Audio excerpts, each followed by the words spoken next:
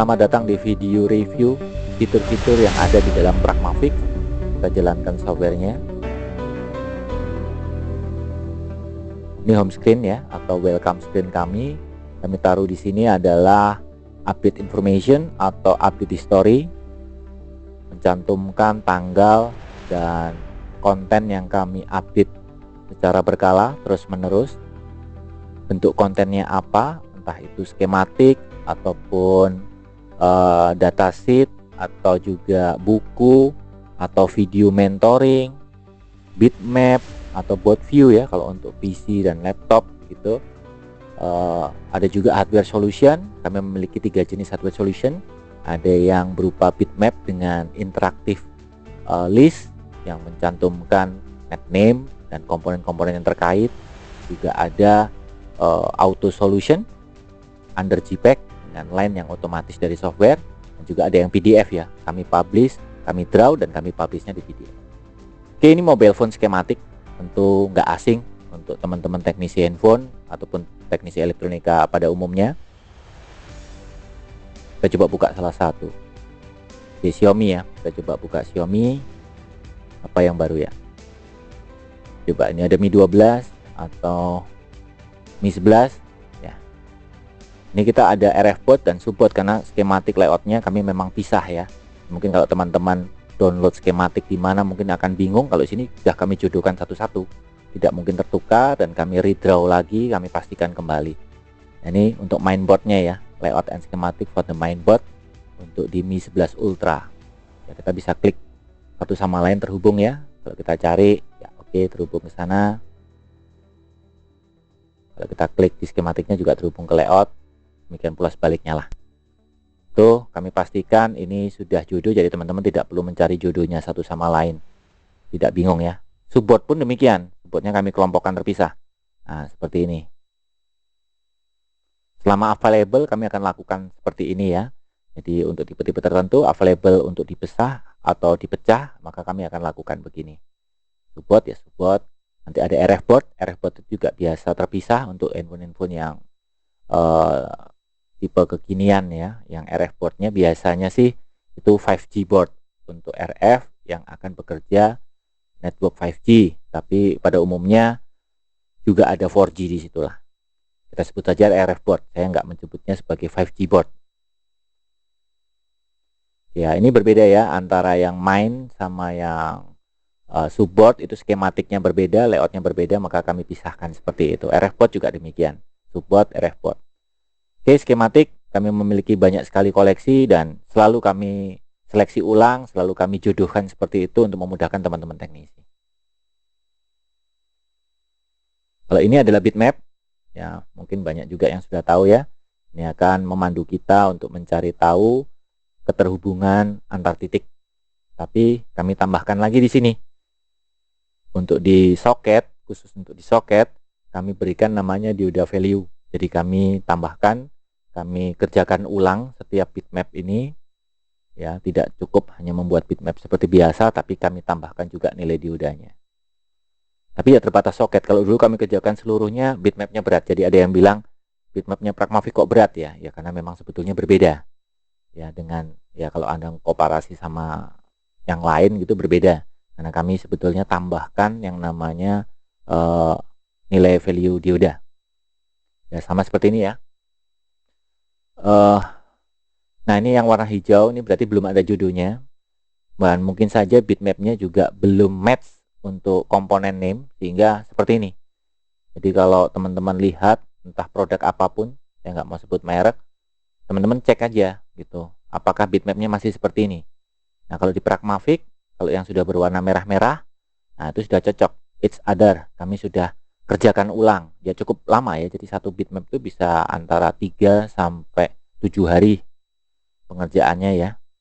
Dan sambil kami perbaikin, untuk nama-namanya kami tulis. Berapa itu Pak jumlahnya? Ya ribuan. Untuk iPhone 12 ini kalau nggak salah 3100 komponen. Ya, iPhone 11 itu 2000-an, 2900 atau berapa ya. Ya, dan komponennya sudah cocok, sehingga kalau kita jodohkan dengan skematik ini ya pasti akan langsung nge-search otomatis ke skematiknya gitu ya. Dan sekaligus kami mengerjakan tuh untuk setiap pin soket, tidak semua pin ya, pin IC sudah tidak lagi karena berat sekali jadinya. Ya, kami tapi kalau pin soket selalu tambahkan itu nilai dioda untuk 7 avometer. Ya, jadi tinggal dirubah-rubah saja. Nah, itu nilainya seperti itu. Ya, itu konektor yang sedang kita klik tadi, terhubungnya kemana aja tinggal kita cari, karena dia akan kelap-kelip begitu ya. Itulah definisi cara kerja bitmap. Dioda iPhone 11, nah berarti ini ada diodanya juga. Yang belum berarti under proses. iPhone 12 biasa nggak ada, itu 12 Pro Max yang sudah beres. Yang merah-merah itu berarti sudah beres tuh. Ya, jadi sudah cocok satu sama lain. Kalau sudah ada kata diodanya berarti sudah ditambahin dioda. On proses ya, karena itu cukup lama pengerjaannya. Lama, 3 hari sampai 7 hari lah untuk satu tipe handphonenya ya. Ini front cam kamera. Front kamera konektor. Ya, saya rasa cukup review bitmap. Mungkin teman-teman juga sudah pada banyak tahu. Nah, sekarang tahu keunggulannya apa sih dan progres nanti ke depannya Pragmatic seperti apa. Itu sudah ada contohnya banyak dan kami selalu ngerjakan itu. Kalau di sini dihandle sama 2 orang khusus untuk bitmap. 2 orang, Pak. Iya, 2 orang cuman. Kami juga menyediakan hardware solution. Nah, ini nggak tahu tren hardware solution ini berupa jalur-jalur ya. Teman-teman menyukai ini, kami buatkan yang under PDF seperti ini, kami draw ya, kami bikin. Intinya kami gambar ini menggunakan Corel Draw, lalu kami publish as PDF. Kami tidak pilah problem kategori di depan, karena kami sajikan keseluruhan. Jadi mungkin ya mohon maaf kalau misalnya PDF-nya downloadnya agak lama, tapi saya berusaha yang terbaik ya. Jadi server kita tingkatkan terus kecepatannya. Jadi untuk all problem kategori itu 1 kali download. Jadi jangan di-compare dengan yang lain lah. Itu kan mungkin downloadnya terpisah. Tipe kategori ini download, kategori ini lagi download lagi. Kategori itu PDF-nya beda lagi, download lagi, kan kecil-kecil. Kalau ini kan jadi satu. Kenapa kok jadi satu? Supaya kami bisa jodohkan dengan otomatisasi yang kami bikin gitu. Otomatisasi ini berarti sejak bulan Januari ya. Bulan Januari 2021. Kami kayaknya pertama deh yang melakukan ini deh. Otomatisasi menjodohkan dengan listing dari komponen name. Dengan net name. Nanti baru isinya komponen. Oke ya. Jadi teman-teman tinggal begini saja, mencari larinya kemana, nggak harus manual, nggak harus tarik kanan, tarik kiri gitu kan. Kami listing, tinggal gambar teropong, maka di listing di sebelah kiri. Kalau mau next yang gambar tanah itu juga boleh. Ya, ada juga yang nilai diodanya secara manual nih, karena kan under PDF ya.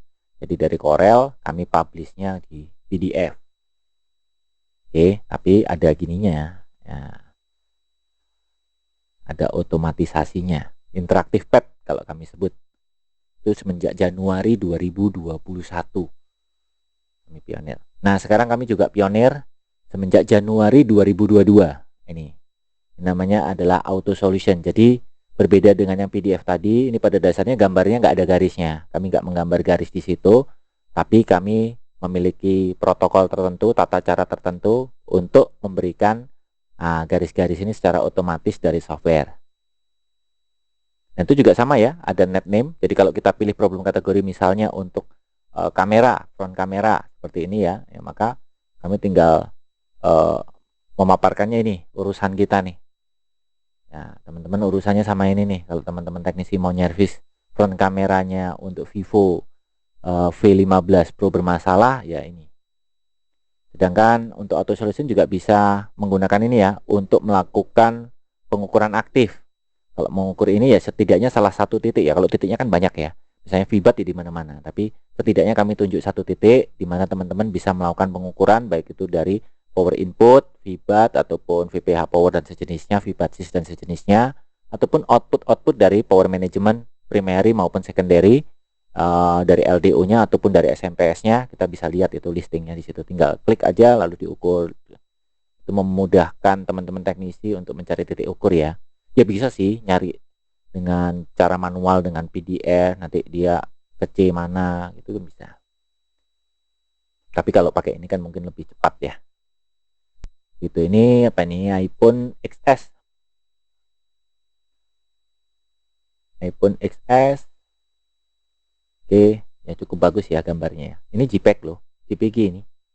Tapi untuk resolution dan macam-macam, di sini kami sudah riset banget lah, sampai bisa menciptakan resolusi gambar yang tidak terlalu gede supaya downloadnya juga user itu nggak terlalu lama, tapi resolusinya cukup masih bisa dinikmati mata, ya masih bisa buat mandu kerja itu nggak apa ya, nggak buram lah, masih bisa kelihatan kaki-kakinya juga bagus sempurna seperti itu ya.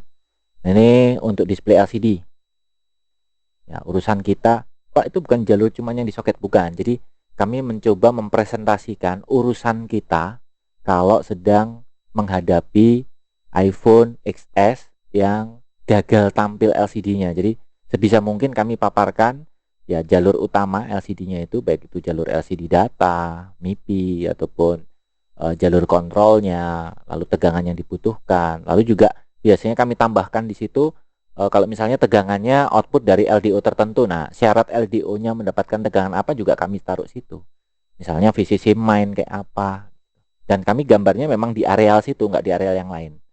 Jadi VCC main yang ke areal itu. Dapat ya poin saya ya. Ya seperti itu. Nah ini ada Samsung A10 juga sama. Untuk jalur rear kamera, kamera belakang lah, kamera utama ya. Nah ini urusan kita sama ini. Nah, itu ke LDO tuh. Nah, ini yang barusan saya bilang tadi ya, ke LDO tadi. Ya. Nah, inputnya kan berarti ke LDO itu nanti dari mana tuh? Gitu. Nah, seperti itu ya.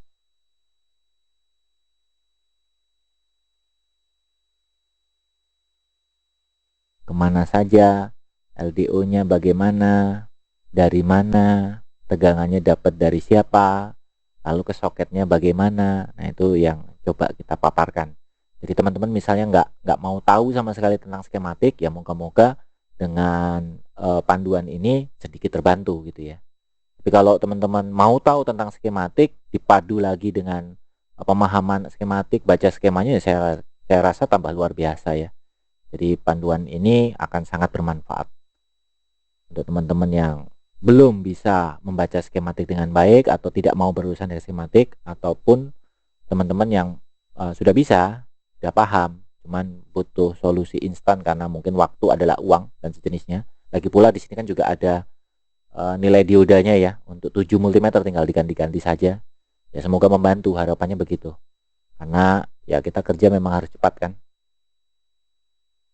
Itu tujuan utama kami di Mikromedia ataupun di Pragmafix Team sendiri, karena badan hukum yang terpisah juga yang kami buat untuk Pragmafix, untuk software house ya, untuk perusahaan software, itu Pragmafix Company, Pragmafix International. Oke, kami juga punya dead phone solution, walaupun ini akan kami bagi menjadi 3 tahap. Yang kami berikan saatnya adalah booting tahap pertama ya. Nanti akan dilanjutkan dengan booting tahap kedua. Booting tahap pertama ini kurang lebih seminggu lagi mungkin akan masuk sangat banyak ya, jadi mungkin kurang lebih 20 tipe begitu. Jadi mungkin teman-teman heran ya kenapa update-nya Pragmafix begitu cepat. Yang untuk urusan user interface kami update, setiap problem kategori deadpoint-nya juga akan kami update ya. Ini input untuk V-baterai ya. Ini masih dalam bahasa Indonesia ya, nanti kami teksnya tinggal rubah aja dalam bahasa Inggris, maka kami bisa paparkan booting tahap pertama ENG English, yang ini kan IND Indonesia, untuk teman-teman Indonesia terutama ya. Penjelasan tentang real time clock jadi juga kami berikan ke knowledge, walaupun memang sangat terbatas untuk kami bisa maparkan semuanya dengan media ini, tapi ya nggak apa-apa lah, setidaknya ada knowledge-nya sedikit ya. Dimana ini untuk Samsung A10 ini power key-nya tidak aktif pada waktu VBAT masuk. Jadi setelah VBAT masuk, dari V-baterai menjadi VBAT-nya masuk, ternyata power key-nya tidak langsung aktif, RTC oke, power key-nya itu low. Dan baru kalau kita switch itu baru kita berikan tegangan setara VBAT, tapi melalui resistor 10K atau 100K, saya lupa. Mungkin di antara 2 jalur, ada yang 10K-nya, ada yang 100K-nya. Jadi malah dari 0 dinaikkan, dari 0 disatukan, dari false di true kan. Kami juga punya hardware solution berupa bitmap ya. Ini kan bitmap biasa Pak, Tidak. Bitmap ini ada kategori problem. Tuh, coba kita lihat ya. Jadi di listing untuk memandu teman-teman untuk menganalisa menggunakan bitmap. Memang memanfaatkan bitmap, tapi ada listing. Listing ini kerjakannya juga rumit loh. Jadi mungkin di produk yang serupa nggak ada lah. Ya, produk lain, produk luar. Saya pikir ini akan sangat membantu juga ya. Jadi biar enak nyarinya kemana. Ya, jadi yang klip yang nyala yang mana, untuk jalur yang mana gitu kan. Tinggal kita cari, oh ini berarti jalurnya di sini sama di situ. Jadi nggak ada yang lain, dia nggak connect kemana-mana. Berarti dari soket ini ya cuman ke CPU ini aja gitu. UCP 400 ya, skematiknya juga langsung uh, menunjukkan, jadi teman-teman analisa tapi juga ada bisa melihat rangkaiannya bentuknya gimana sih dalam skematik.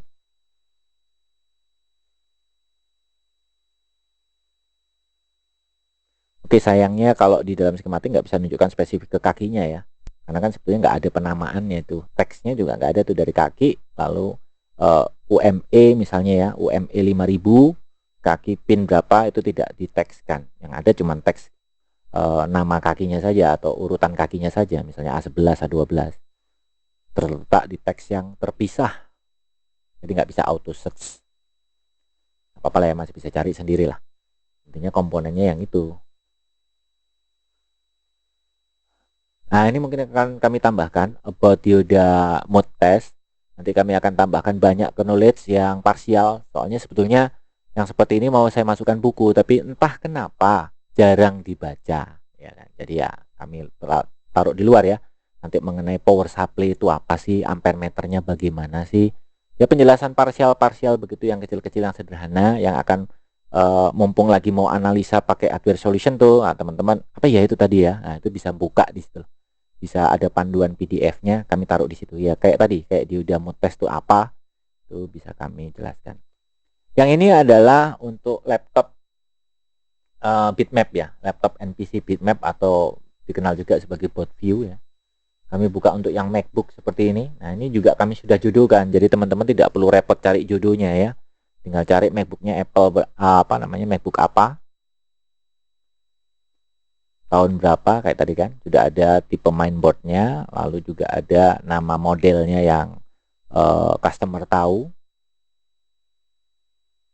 MacBook apa, MacBook Air, MacBook Pro, berapa inch, tahun berapa. Nah itu kan langsung tahu ya. Oke, kalau kita klik juga langsung ya terhubung satu sama lain ya, sama kayak bitmapnya yang handphone. Cuman kami harus akui kami bukan expert di laptop kok ya. Jadi untuk troubleshooting kami tidak mau mengasumsikan sama dengan handphone, karena sejujurnya di laptop kita juga harus banyak mengenal atau memahami mengenai rangkaian. Jadi mungkin rangkaiannya sifatnya lebih kompleks daripada saat kita mengerjakan handphone. Jadi saya nggak mau spekulasi dulu, nanti akan ada tim konten yang khusus untuk laptop yang akan garap itu. Hardware solution untuk laptop as soon as possible. Tergantung ya, tergantung kita sudah ready atau belum, apakah PR kita di handphone sudah beres atau belum. Ini buku.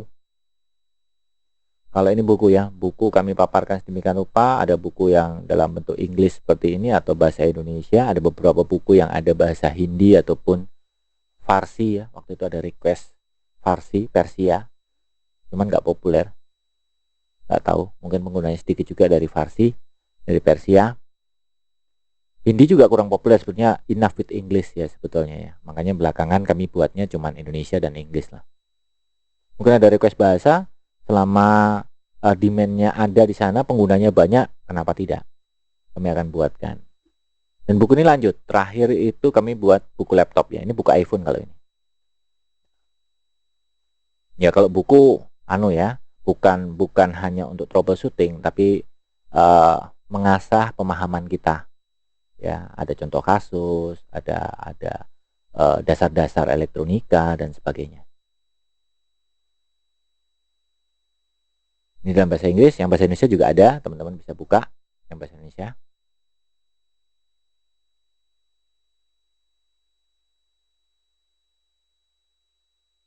Ya, itu penjelasan setiap blok dan juga menggunakan contoh kasus itu. Ada kerusakan misalnya mengenai kamera, mengenai mati total, baseband. Pemahamannya cukup luas ini di buku, kalau ada waktu bisa dibaca ya. Ini untuk iPhone, untuk handphone iPhone dari Apple ya. Itu penjelasan setiap komponen. Ya kami nggak bisa maparkan untuk semua tipe ya, tapi for example kami menggunakan contoh apa begitu. Ini bahasa Hindi. Mungkin video ini akan saya bikin juga dalam bahasa Inggris untuk teman-teman kita yang berada di India. Sebetulnya di India ada juga Tamil. Mungkin untuk teman-teman di Sri Lanka juga ada Singlet ya, tapi sangat terbatas kami bisa mengakomodir ya setidaknya bahasa Inggris lah. Ini buku laptop ya, bahasa Inggris. Ada bahasa Indonesia dan bahasa Inggris. Oke, jadi ada yang dasar, ada yang untuk Apple, ada laptop chip level, ada basic repair, ada troubleshooting, itu waduh banyak sekali. Dan sebetulnya teman-teman teknisi handphone jangan antipati dulu. Wah, saya nggak servis laptop pak, nggak servis komputer. Oh, di sini juga banyak dasar-dasar elektronika dan panduan-panduan pemahaman elektronika, rangkaian, cara troubleshooting, itu keren lah untuk di buku laptop ini. Kebetulan waktu itu kami ada expert teman-teman yang ada teman-teman yang expert di laptop juga, bersama-sama saya membuat buku ini ya. Kalau saya sendiri nggak terlalu expert di laptop, tentu ada teman ya sudah kita sharing-sharing, saya ketik, saya bikin ya. Ya kaget juga bukunya kok bisa sampai jadi bagus begini kata dia. Ya ini saya bilang itu nasib. Saya lumayan bisa apa ya, dari informasi itu bisa nyusun dalam bahasa yang bahasa buku lah, bahasa-bahasa yang sistematis begitu. Padahal bincang-bincangnya santai, tapi kok kaget dia. Gambar-gambarnya apa ini? Dari mana aja ini kok bisa presisi ini maparkannya, padahal omongan kita simpel-simpel. 1 bulan waktu itu beliaunya di sini. Oke, ini ada MacBook repair. Ya, MacBook juga demikian. Banyak teman ini yang bantu nih. Ada yang profesional juga, maksudnya ya karyawan bergaji yang bantu kita untuk menyelesaikan buku-buku. Jadi effortnya cukup tinggi bro. Sebetulnya kalau boleh bilang jangan compare kita dengan jangan terbatas lah ngelihatnya kita ya. Setiap konten itu pasti ada effort yang gede. Syukur-syukur kalau itu bisa bermanfaat untuk teman-teman yang lain. Buku ini memang agak sulit ya, jadi mungkin di beberapa produk yang nggak ada, karena otentik banget gitu loh, khas banget kan. Bikinnya listing tabel begini untuk IMMC, spesifikasinya apa, kakinya bagaimana, penjelasannya bagaimana nih ya. RAM, ada IMCP, kaki-kakinya kami tuangkan di sini. Ya, termasuk penjelasannya tentang IC, ya, tentang rangkaian. Kami banyak cerita juga di sini. Books mobile phone basic repair, dan ini kan berlanjut. Cuman kemarin saya ke distract saja, terganggu. Ya, banyak urusan dengan softwarenya, servernya, fitur-fiturnya, bitmap, itu effortnya juga besar-besar semua. Terus tiba-tiba hardware solution,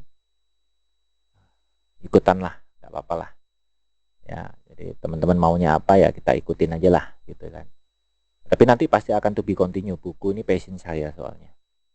Mau dibaca atau enggak bodo amat gitu ya. Pokoknya gua bikinin. Itu satu saat kan mungkin bisa jadi, kalau disusun bisa lebih rapi lagi. Moga-moga bisa jadi panduan untuk pembelajaran yang komplit gitu ya. From the beginning gitu. Jadi dari dasar tapi sistematis, kurikulumnya enak, bisa aktual, saya atur sesuai dengan kurikulum yang saya bikin. Di tempat pelatihan kami kan cukup lama itu. Nah, kurikulumnya akan diimplementasi buku-buku dan video, diatur ulang lah. Saat ini videonya masih pelengkapan semua sampai ke deadphone, itu juga ada videonya nanti ya. Jadi banyak konten yang bisa kita update, jadi jangan khawatir. Nggak ada ini teman-teman lagi, tim di sini lagi sibuk ini ya, kami update yang ini yang itu. Ini video, monggo.